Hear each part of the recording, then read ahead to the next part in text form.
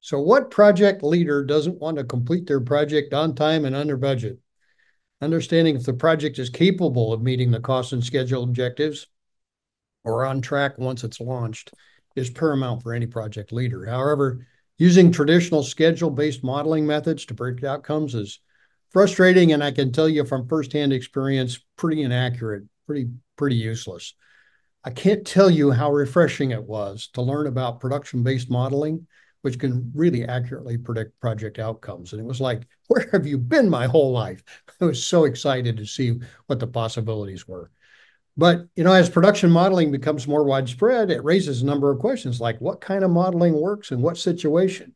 And our next presenter, James Chu, has done an excellent job of tackling these questions in his paper. And another colleague that needs a little introduction, but just in case you don't know James, I'm going to take a minute and introduce him. He's the Chief Technical Officer for Strategic Project Solutions. He's also the CTO for Factory Physics, and he's an important member of the PPI Technical Committee. He's been leading research and development of project production management and an underlying framework of operations science, knowledge, processes, and systems to support implementation of large capital projects globally since 2001. James has a PhD in construction engineering and management from Civil and Engineering Department at UC Berkeley. He's also a certified master factory physicist from Factory Physics, Inc. So, James, I'm going to turn it over to you and come back for Q&A. Okay. Thank you, Gary. Thanks for the introduction. So without further ado, I'm going to dive straight in. All right. So let's actually talk about more robust, insightful, and faster production modeling with the integration of discrete event simulation and analytical modeling. So that's, Todd actually has set a very good foundation for what we're going to actually build on as this topic. But before we actually go further, we want to really differentiate the difference between modeling of schedules versus modeling a production system. So schedule, as you see on the left, is typically made with certain activities and the relationship. Some actually have resources assigned, some have man hours, actually dedicated man days as part of the schedule. Some even actually have materials associated. But at the end of the day, the main function is to say what is going to actually happen for what duration and what are the relationship between them. The production system is looking at it from the perspective of the resources that actually perform the work. So it could be labor, it could be equipment, it could be space, but how does the work move through that production system? Okay. So that is the different way of looking at it. Well, and we'll dive in a little bit further, but we want to make sure that we are looking at the right side so that we can answer the questions from the left side. Okay, so again, the schedule is more about what should happen and what we would like to have happen, but the production system will determine what can and will happen. Okay, so we're gonna take a look at the right side. Here's a simple diagram that depicts what a schedule simulation versus production system modeling might look like. So if it's a deterministic, you're going to actually have a single number. If it's a stochastic, whether you actually use a triangle distribution, whether you actually use a beta distribution, Weibull distribution, whatever the distribution you use, it's going to actually have some variation in the actual durations. And what's typically going to happen is you might say this sometimes takes 3 days, sometimes takes 5 days, but on a bad day, it could actually take up to 10 days, right? So those might be what's actually going on in here. The challenge with this approach is regardless of the source of the issues, the duration of the activity is the only form of buffer that will actually take that impact. Now, we actually had this experience when we were looking at some of the old project data to build a new production system model.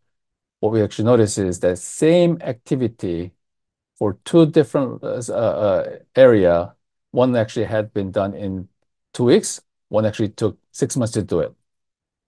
There was no other information as to why certain same activity only actually took 2 weeks, why certain actually same activity took 6 weeks, 6 months. Okay, so because of that, it's really you can actually apply the AI until the cows come home, but any AI expert will tell you, garbage in, garbage out. So one of the things that we need to really start to think about is to bifurcate that variability from its actual sources. So what we mean by that is if you have things that are moving through the system, that's the term that we use, moving through the system. This could be systems, modules, packages, whatever it might be, moving through the system. This system will actually only work if there is material available and the capacity that's available to do the work. Again, there will be some variation within the task duration because nothing actually is going to be deterministic. That is going to determine how long this actually will take versus how long it's going to sit waiting to be done. And it's actually moving through the system. You might get to a point where you actually have a shared capacity like this, a crane that's going to perform both of the work. So how long this waits to be done is not only a function of when this work is ready, but when the resource becomes available, right? So this type of a more in-depth thinking will not only give you a more realistic data, but also what you can actually change to change the behavior and the performance of the system. Okay, so that's what we're going to be taking a look at. So again, as many of you actually already have, probably actually tattooed on their chest already, is that when we're looking at from the production system perspective, that we're actually looking at the product design, the process design, capacity, inventory, and variability. And the product does not actually have to be all the same. Process might vary, and the capacity might vary, and the inventory might actually vary.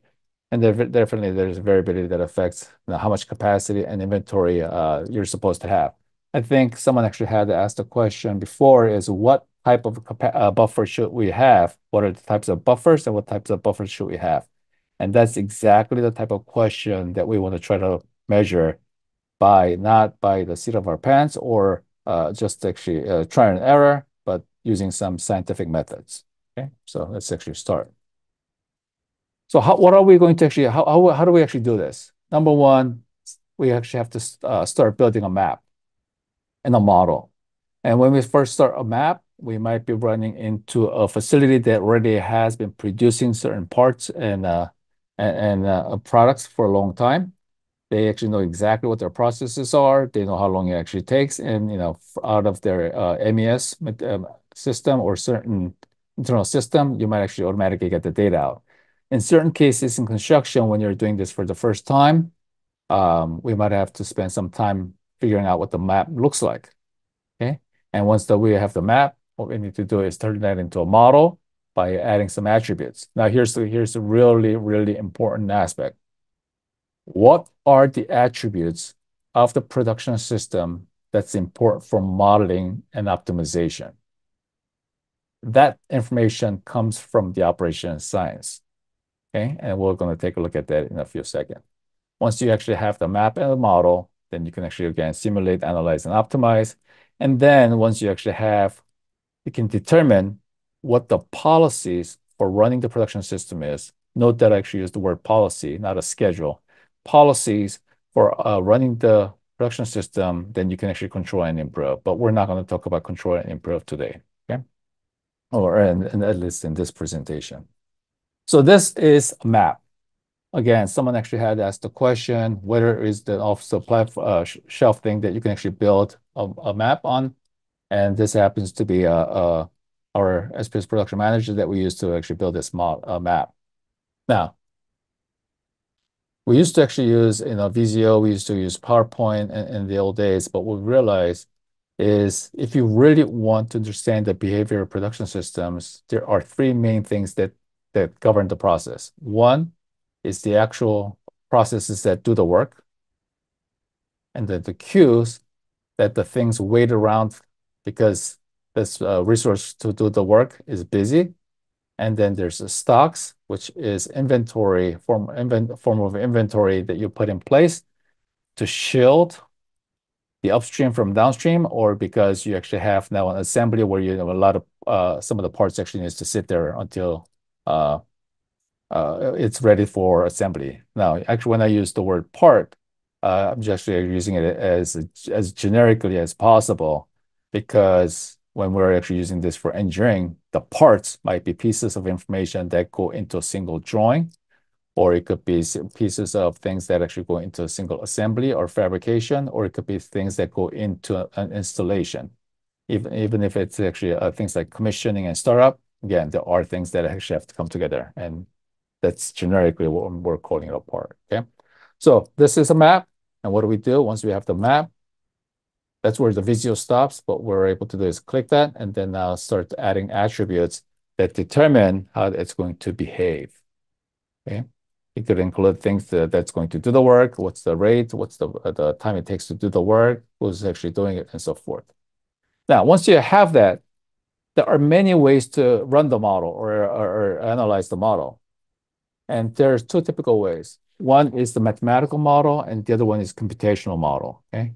Mathematical models allow you to actually solve because you can formulate a problem statement of algorithm or formulas around it that actually produces exact or good enough solution, typically based on whether you actually use analytical and numerical. Typically faster to build, validate, and produce results and insight. Okay. The problem must be well understood. Means that you actually need to have a good understanding of the behavior of the system that you're actually going to model. Now, a lot of the AI and the machine learning methodologies that a lot of people are starting to use is the numerical methods, right? However, what we're going to do is actually show you the analytical model thing that we actually have because, again, with the power of operation science, you are able to produce exact answers, okay? Now, and then the secondary one is computational. So computational ones, you can actually simulate agent-based modeling, continuous modeling, discrete event simulations. You probably actually seen agent-based models where you don't really understand the overall behavior of the system, but you actually have a bunch of agents that are moving around to try to figure out what it's going to actually look like. That may be we've seen in construction, people use that to model the behavior of the people in the building when there's emergency. How does everybody evacuate the building, right? And you can't figure out the overall system, but you can actually figure out how each individual is going to behave, and then actually see what the path actually looks like. The secondary is continuous, where you actually use like fluid dynamics, where you are seeing continuous flow. And then discrete event. In construction, we a lot of times actually use discrete event because there are distinctive starts and end of certain activities or tasks or operations that change the status of the production system. Okay. And this is used when it can analytical formulation is not possible and has greater expressiveness. You could really make this discrete event actually do any types of specific what ifs and so forth. The problem is it takes longer time to build, validate, and produce results and insights. Okay? So the question is, how do we take the advantages of both at the same time, get to a reliable result, an insightful result? Okay. So one of the things that, as you've seen before, we started to actually talk about the optimizer, which allows you to actually build a map and a model. And what we actually have done is built a single base language that allows you to do the analytical modeling and the discrete event simulation at the same time, okay? Without actually having to build a new model to do one or the other. So analytical model, let's take a look at some analytical models. This is something that's been published by PPI many times, but there are several equations that govern the behavior of a production system. One, Stephanie already talked about it this morning, the Little's law. The second one, the foot equation, talks about the amount of time things wait in the system because of resource utilization. And one of the things that multiple people already talked about is higher the utilization, the longer the queue time, therefore longer the cycle time. Okay, and then the various lead time talks about how much inventory you must have in stock to actually reach a certain fill rate. We're going to talk about how all these are actually being utilized into creating a production system model. Okay. So what do? We take this map and a model, run through the production system optimization, and produce insights and results that you can actually use to optimize a production system. One, again, Todd already touched up on this, average utilization. And here you can see that this is the bottleneck of the system. Why is the bottleneck important? Where do we want the bottleneck? We want the bottleneck typically at the most expensive resource. What that means is we want that running as high as possible, but not too close to the 100%, because the higher the utilization, the longer the cycle time, as stated by the little slow and this curve that Todd actually explained. Okay. The second one is the optimal WIP. We know that there's actually fascination with a lot of organizations in understanding how much work is going on. That they call that, visualization. Some actually spend tremendous amount of dollars to create dashboards that shows them what the WIP is. But our proposal is, if you don't know what it should be, the optimal amount of WIP in the system, then there really is no action that management can take. Okay? It's almost like having the most accurate thermometer for your body temperature without knowing what it should be. So you don't know whether to cool the person or to actually warm the person up. Okay? So again, understanding exactly how much WIP you need in the system so you actually have a desired cycle time and the throughput through the system. And then the cycle time components. How much is the actual time it takes to do the work?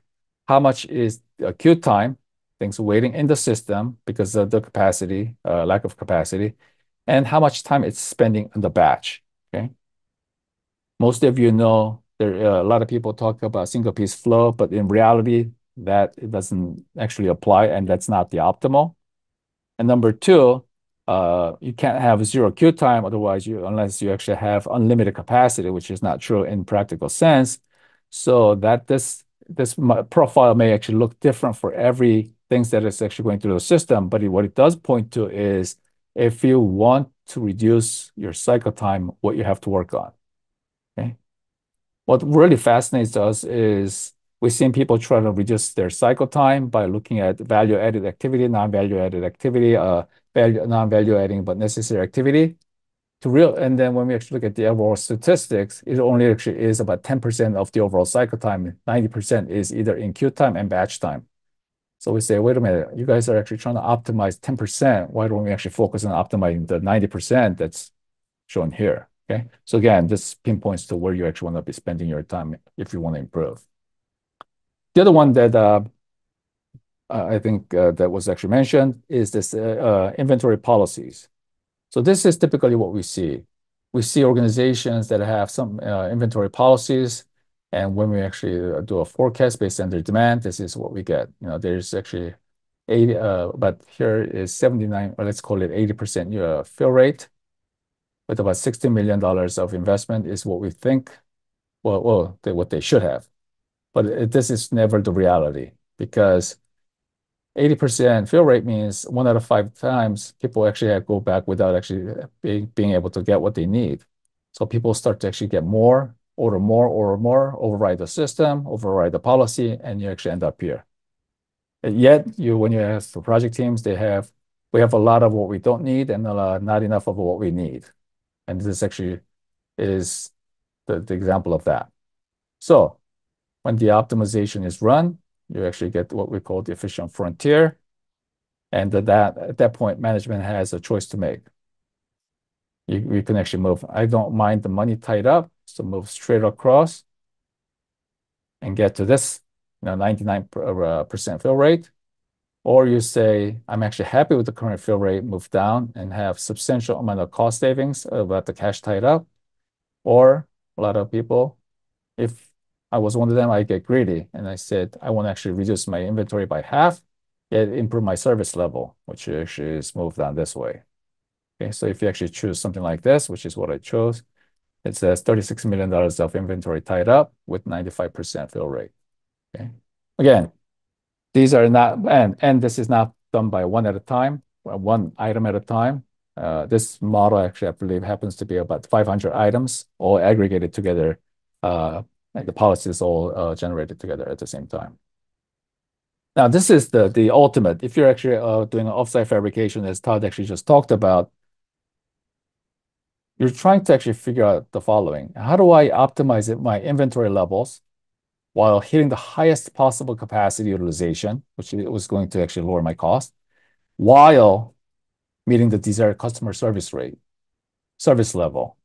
And what we do is because of the ability to solve, at the press of a button, we can actually optimize for cash flow, which actually says this is what you have now. And what that can do is actually now reduce it to this. Okay, sometimes it may actually go up depending on if your service level is very bad. But at this example, it was $3.5 million of web tied up. Now actually only has $600,000, while the service level has gone up from 60 to 90%. Again, through the optimization of web and stock at the same time. Now, if you want to actually have revenue even actually attached to that, then it comes into NPV maximization.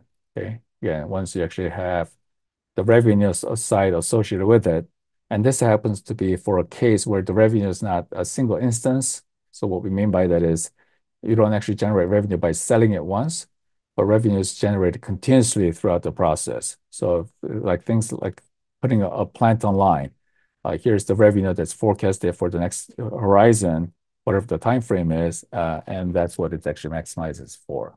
Okay. Again, these are all just a very quick snapshot of what an analytical modeling is because of the ability to look at the production system and translate it to something that can be solved.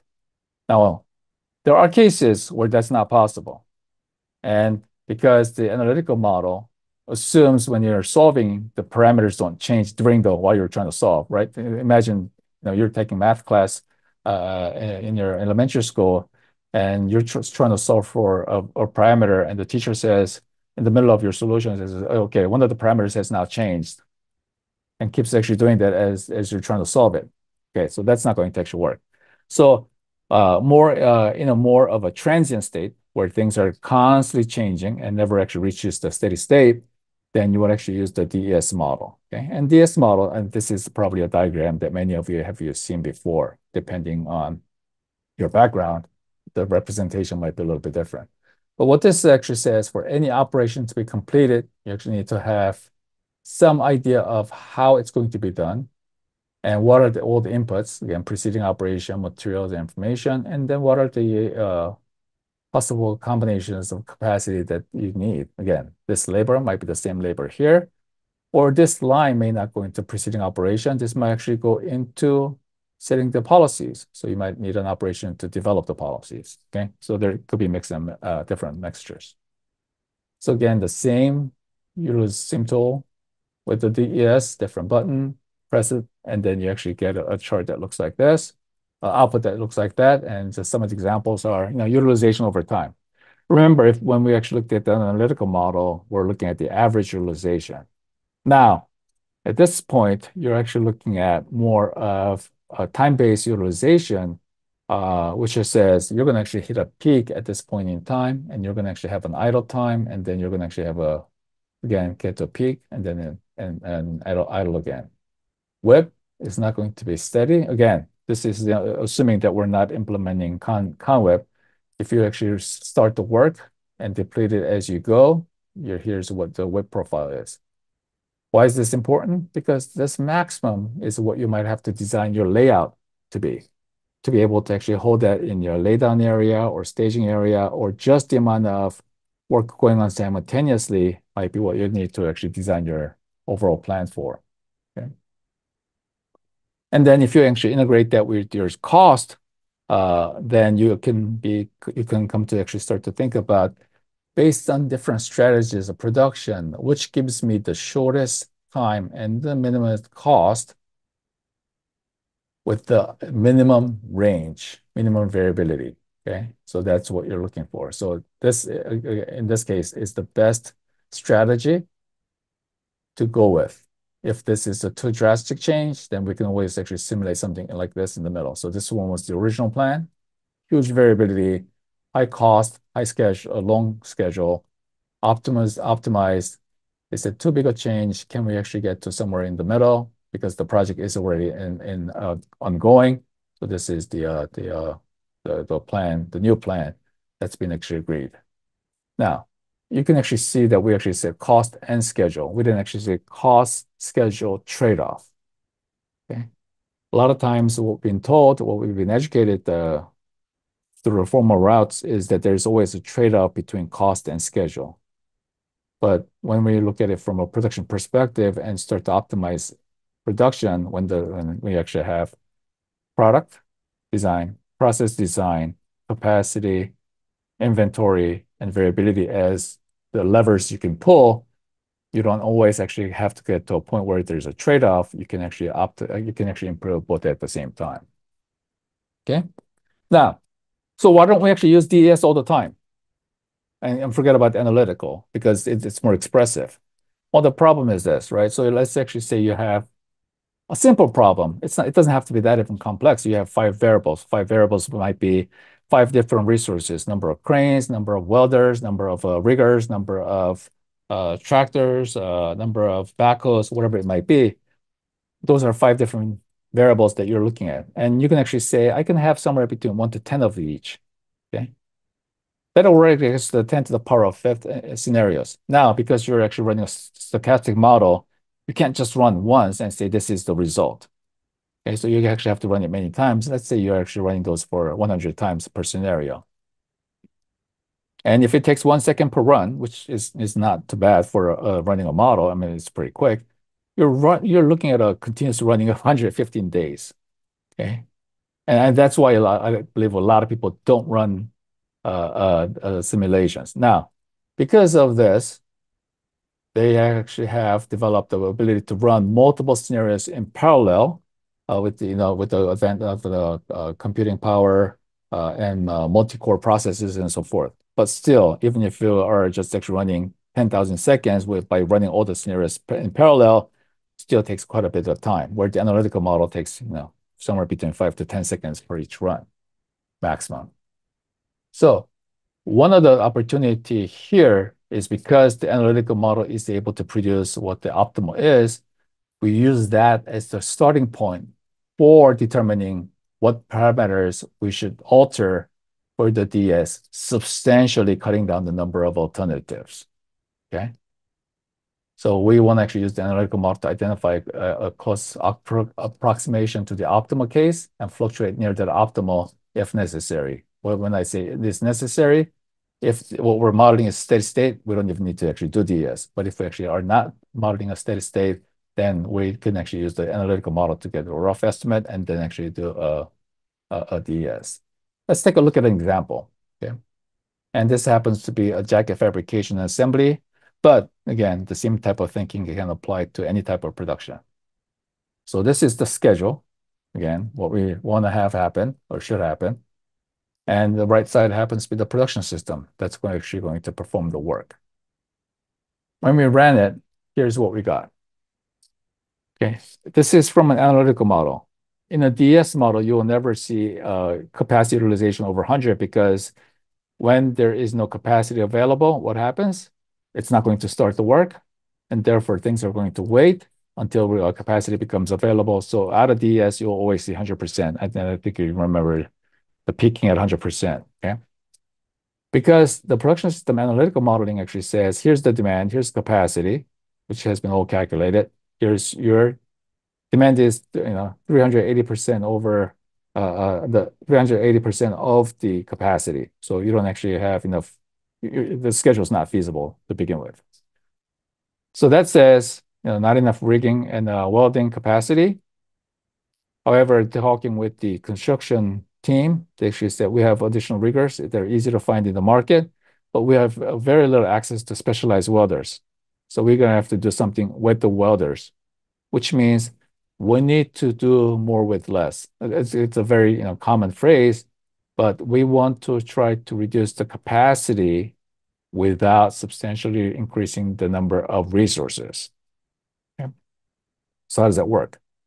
So one of the things we start to look at is what was the actual plan for the welders? So this was the original plan based on the team at the beginning of the project. What they got is because of the hard to actually get the welders, this is what the amount of welders you actually had, access and then forecast. substantially less than what they actually wanted. However, if you actually run the DES and say, if we could actually do the work as soon as the work became available, what would be the capacity that's needed? This is the DS. Okay. Now, how do we actually take this information and make something useful out of it? We go back to the analytical model and says, okay, what is the right amount of WIP to actually have to be able to deliver to this level of demand? So when we actually do that, we said, okay, this is the amount of demand, a level of WIP we need in the system. If we control the amount of WIP in the system, voila, so this amount of welder needed, because we're controlling WIP, falls below the actual and the forecast amount of welders that we actually have access to. Okay.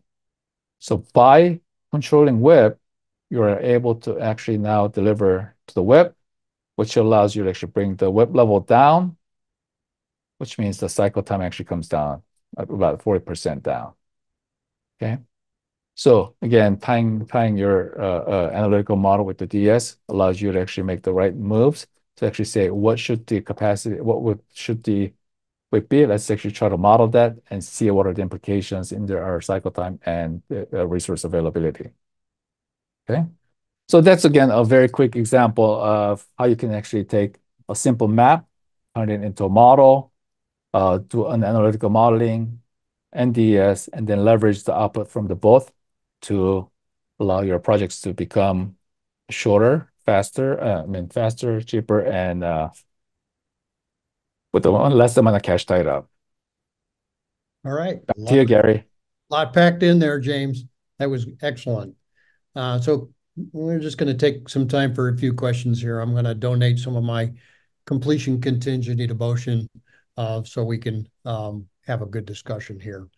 When would analytical formulation not be possible?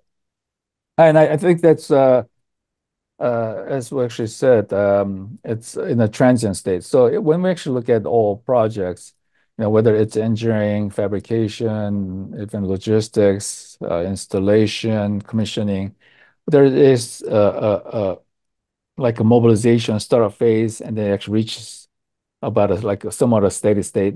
Again, steady state does not mean deterministic. We want to make sure that's very clear, right?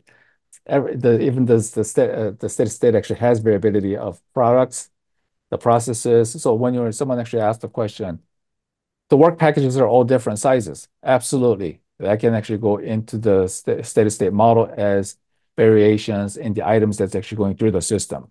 Okay. So that actually has, and then there's the end to the where it falls down. For all the majority of portions of the middle time, you can actually use the steady state model. Now, there are cases where projects are so short, it almost actually ends as it begins. So it doesn't reach like a flying altitude, it goes like this. In those cases, the DS might be the only solution at that point. Okay. Early in your presentation, you showed us a map, and the question was, is this map similar in design to the value stream map from the lean construction? Yeah, so let me actually see if I can go back to that diagram. So this map. So the value stream, we actually I'm assuming that they were referring to the value stream map with all the things that come from the Rattler and Shook, the learning to see.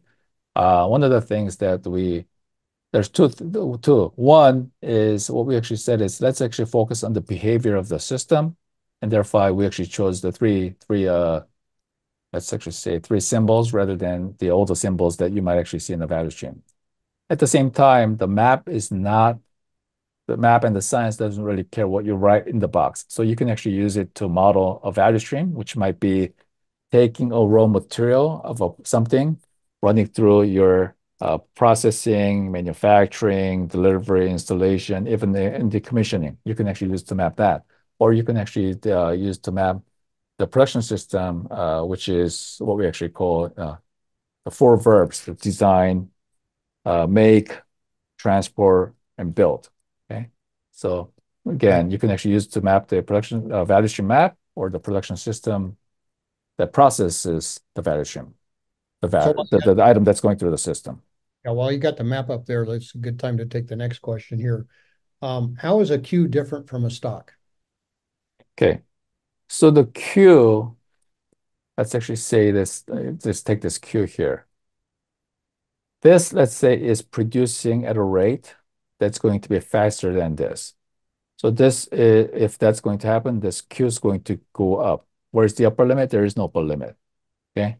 But if it gets too far, people actually take actions to try to alleviate the situation. But think about you actually going to an amusement park where there's actually a very popular ride. You arrive, the people are arriving faster, then people are taking the ride, then queue's going to build up. Okay. Right. As a stock, you actually have some policies that govern the buildup or depletion of a stock. In a lot of times in the manufacturing side or let's actually say a more controlled environment, you might actually have something like reorder quantity that says, another great example, when you actually have pull, people talk about pull and Kanban in lean a lot, right? That actually says if you actually go one level deeper, how much of what are you pulling? Someone actually has to have a designation of what goes in that Kanban card, if you would, or Mhm. what you're actually pulling. That is a stock. That is a stock that gets depleted on a pull and gets now replenished, right? That would be a stock. So that's something that actually is going in while something is being pulled out this way, rather than just actually going through the system. Hope that actually answers the question. Okay. Um, let's see. I got a lot of questions here. What criteria would you say is your minimum for applying modeling? Project size, resources, deliverables, durations, etc. The minimum size, I think I would actually apply to any projects that I believe to be important and critical, regardless of the size, and that I want to improve the Mhm. performance of, right? So again, with this thing, if I'm actually going to, hold a dinner party, I can actually run. And if there's enough people, we can actually think about how many people do I actually need to have to make sure the party actually goes right? So there, I don't think it actually gets down to small. It's do you want to make sure that the performance of the outcome is what you wish to achieve? I think that's the most important question. So I probably one more question here. So if is the production system map similar to a network of Kanban boards in a simple way? Well, I think actually hinted just now, and again, as we get invited to actually visit a lot of projects, and the Kanban boards talk about the work pending, work being done, work completed type of situation. However, I have yet seen a Kanban board with a specific amount of things, the whip control on top of it. We should Mhm. only have X amount of items going through here, X amount this. So where does that come from? That answer comes from the few of the modeling things that we just looked at, right? The right amount of whip is the things that's being worked on. Right amount of inventory is the things waiting to be worked on. Okay, so again, the Kanban board might be an output for visualization for control, but again, I would say those are two very different things. So just one more question I got to throw out Sure. there. What are your strategies for defining the batch size? So batch size again depends on the cycle time and the cost implications that you're looking at. So one of the things we know is the greater the batch, longer the cycle time. But if there is mobilization or setups that actually has to occur every time that the batch changes, then that's going to increase your cycle time and the cost.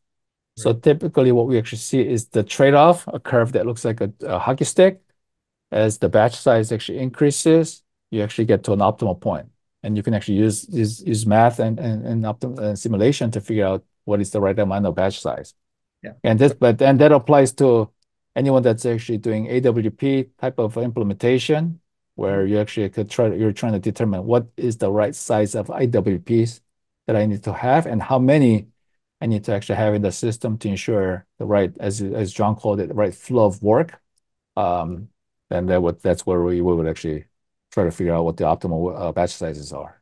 Yeah, very good point. Well, with that, we're just going to still have more questions, but we're going to have to cut it off and move to our next speaker. Thank you, James.